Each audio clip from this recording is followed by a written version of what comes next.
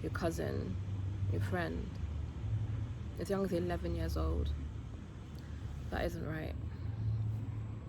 In the description, I'll try to describe as much more as I can, and also put a link to donations for Daniel so that he can get back on his feet and never have to go back.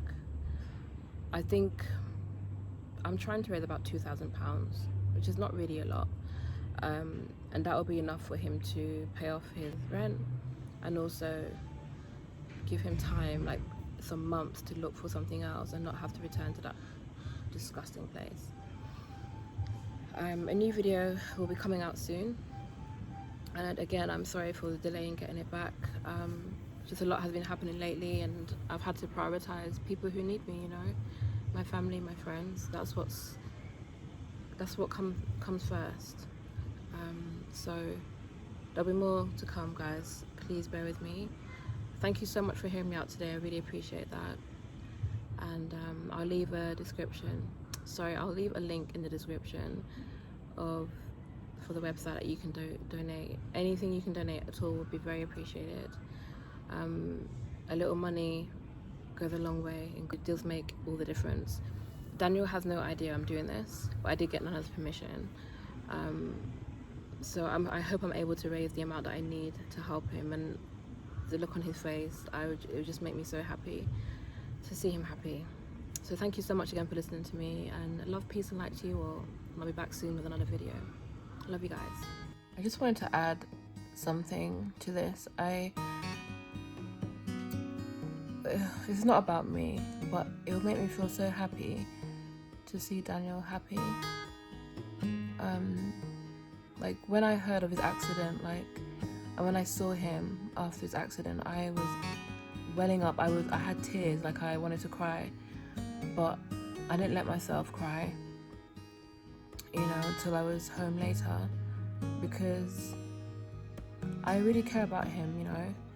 And when I see people that I love and care about her, it really gets to me. It really does. And I just imagine if this all works out, I'm gonna give Daniel every single penny. I'm not gonna take anything for myself. But I just imagine saying to him, here, giving him an envelope and saying, here, go and pay your rent so you can go home and be with your sister and your girlfriend and your son or their child, and you don't have to go back to that place, you don't have to work there anymore. And it would just mean everything to see his happiness, his relief, you know. It just means so much. So I really want this for him. I really think he deserves it. He's a great guy. I've known him for as long as I've known Nana, so we met around the same time, and him and Nana and I used to hang out a lot and cook together and go to the beach, play pool. That was 7 years ago. So this just means so much. So anything that you guys can scrape together, pennies at the side of the sofa, anything you can put together will really make a difference.